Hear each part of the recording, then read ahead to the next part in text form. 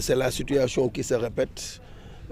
Si les gens se souviennent, avec la CA 2000, Idrissa avait initié un programme pareil pour faire revenir Wade, qui s'était déjà exilé en France. Et le Sénégal se situait dans une situation extrêmement catastrophique et il fallait se constituer en bouclier pour sauver le pays. Plus d'une vingtaine ou une trentaine d'années après, cette même situation revient et un Sénégal dans une situation beaucoup plus catastrophique que la situation passée. Aujourd'hui, on ne peut plus nier la situation du pays parce qu'on vit tous la situation. Maintenant, le mouvement Sauver le Sénégal est un mouvement SOS qui vient en son heure. Qui vient en son heure dans la mesure où le président Idrissa, après de longues années, a tout dit aux Sénégalais, a tout démontré aux Sénégalais de par compétence et connaissance.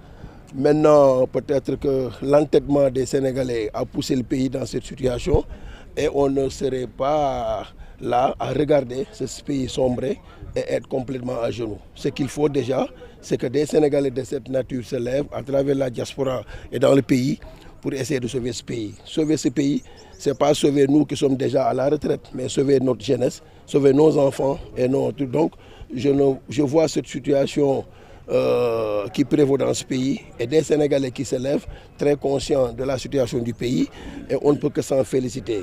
Ils ont fait le tour d'horizon des responsables pour ce pays, c'est le président Idrissa Seck.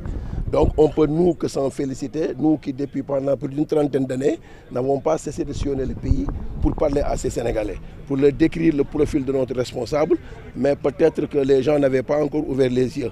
Maintenant, la situation du pays nous pousse, nous adultes, jeunes, femmes et tous, à revoir la situation du pays et à voir celui qui peut sauver ce pays. Et M2S a trouvé que c'est le président Idrissa et nous nous en félicitons en tant que parti de Rewmi. Aliou Sow, vous pensez que les Sénégalais vont encore souffrir ces 4 prochaines années? Mieux vaut débourser 23 milliards, organiser des élections anticipées? C'est votre conviction? Moi, c'est ma conviction personnelle parce qu'on ne peut plus revivre en 5 ans ce que nous avons vécu en 1 an. Aujourd'hui, ce pays se trouve dans une situation extrêmement grave où les gens ne mangent plus à leur faim. C'est la première fois dans l'histoire du pays parce que aussi nos anciens nous ont raconté. Et aussi nous avons vécu de 82 à nos jours, la situation politique et économique du pays n'a jamais été à ce niveau-là. Et moi, ce que j'ai demandé et ce que je préconise et ce que j'ai proposé, c'est qu'il faut aujourd'hui aller à l'Assemblée, faire format virement de crédit, sortir 23 milliards, organiser de nouvelles élections et faire partie de ce régime de manière très douce et de manière très pacifique. Je le dis encore une fois qu'on n'a plus besoin d'inciter les jeunes à sortir et à revoir des jeunes indemnisés après les élections. On ne peut plus vivre ces situations. Nous avons perdu trop de jeunes, nous avons perdu trop d'enfants, trop de neveux à travers des situations politiques qui vraiment, par la suite, vraiment ne donnent pas de résultats. Il faudrait inciter ces jeunes, les conscientiser et ne pas les pousser à être inconscients. Est-ce que vos partis prévoient justement un mouvement dans le parti Rewmi? C'est prévu par vos textes? Moi, je crois que les situations politiques, mon frère, ont complètement changé. Okay. Les règlements du parti, on ne peut plus s'en ficher. Pourquoi? Parce qu'au juste un parti peut dans son règlement intérieur dire que ceci ne peut pas se faire et que le contexte politique change les situations. Comme nous l'avons vécu avec les Yewwi Askan Wi et tous, vous voyez des libéraux aller avec des socialistes aller s'allier avec d'autres personnes. C'est le contexte politique qui change. Et quand le contexte politique exige une nouvelle démarche, il faudrait que les gens remettent un peu en arrière le règlement des partis politiques. Merci le maire Aliou Sow. Tey wax ngeen parti mbooloo la animation mais surtout yaatal tey ay disons des Sénégalais mais am nañu bokk aussi ci réew mi taxawal M2S. Amadou Faye qui est là xam nañ liggéey bu mu defal parti bi fii à Thiès ndax day wane ne un peu da ngeen jàpp ne situation réew mi moo ko laaj. D'abord gërëm jàngat bi ñu defal seen bopp ñoom parce que M2S li may wax sànq rek mooy maanaam woote wàllu SOS woote wàllu pour dëkk pour réew mi te réew mi nag bu ñu ko waxee mooy ñëpp ñun ñoo ko bokk.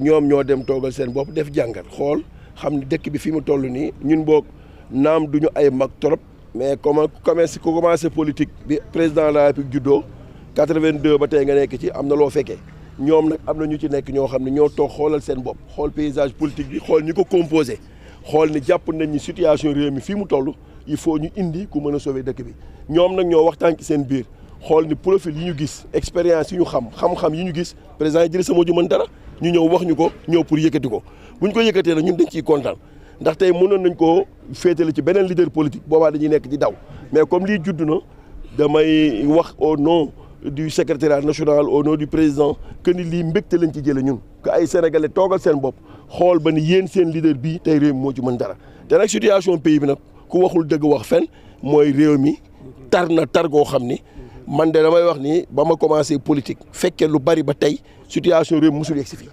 musu fi yegg si c'est-à-dire il faut le dire sans complaisance musu fi yegg si donc comme yegg si na fi nag te li ko waral mooy ñi ko yore sénégalais yi amoon confiance ñoom dénk leen danañ ba ñoom ñoo toogal seen bopp kenn sexalu leen suukar président assemblée nee na dañu dem duñu togguloo mais matt ma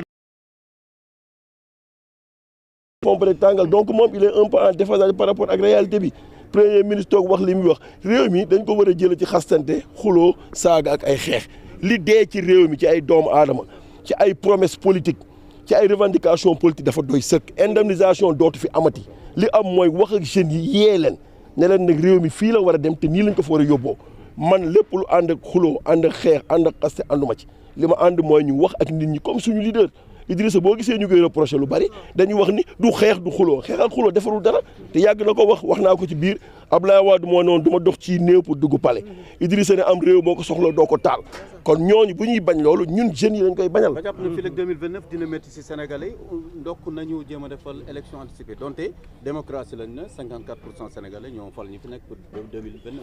mais xam nga seen mat ab diir comme li fi xew 54% yooyu maanaam dem ba 58% yu gëm noo xam ne ñii mënatuñ te réew mi foofu lañ toll ñoom ñi leen porté woon di leen xeex di leen vraiment ci réseau yi ñun dañoo juum ñii di jéggalu ñun nekkatuñ ci air boobu li ñu nekk mooy li ñu dund at bu naree demaat ñeenti at li nar a xew ci réew mi kenn xamul lan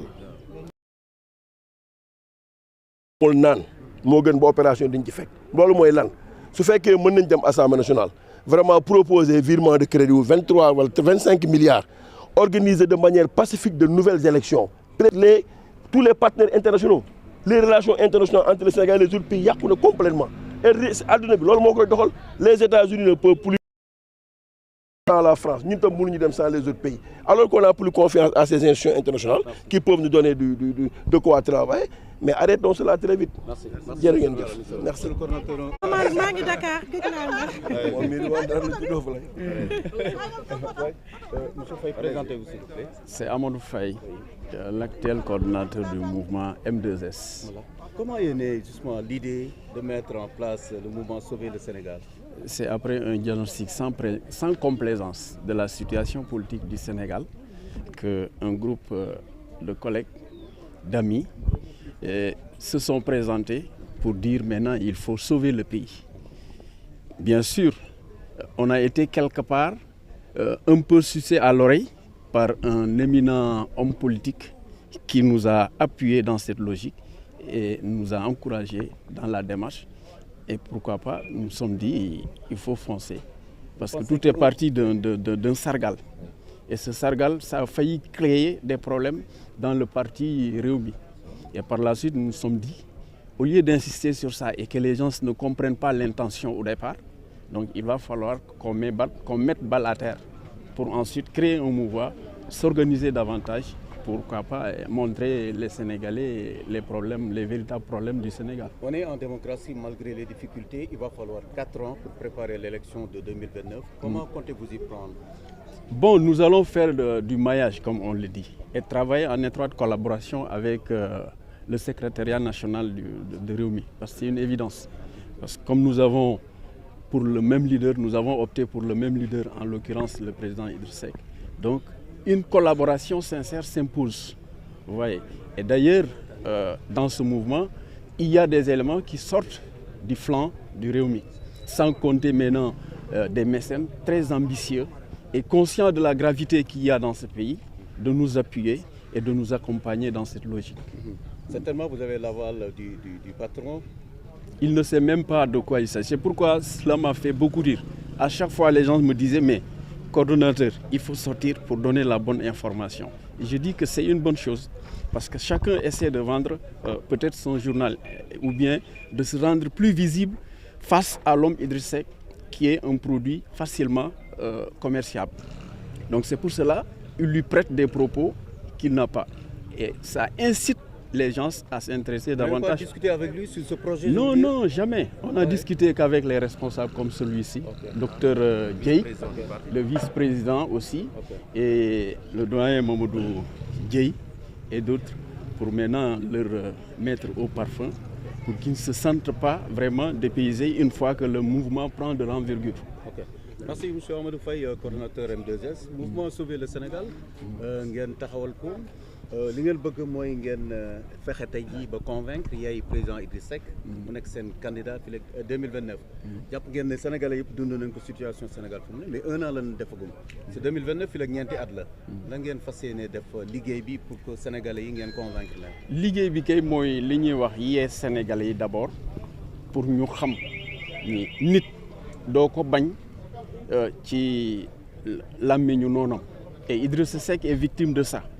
Les gens l'ont jugé et apprécié non nit ñi dañu ko jugé apprécié ko ci ñaawteef yi nga xam ne ay noonam ñoo koy teg ci deram te kenn ku ci nekk ci ñoom amel nañ ko ak bu ñu wéetee ak bu ñu wéetul ay sos yoo xam ne dara newu ci dëgg et la preuve temps bi bu demee ba yàgg rek mu mujjee am dëgg ci ñëpp mu ñu yey leen mais il faudrait que les gens comprennent une chose détruire une personne non yàq nit pour bëgg a falu loolu bu fekkee ne ay jullit lañu rek loolu islam nangu ko bu dee chrétien la aussi diine bi nangu ko kon nit ñi nañu xoolaat jikko yi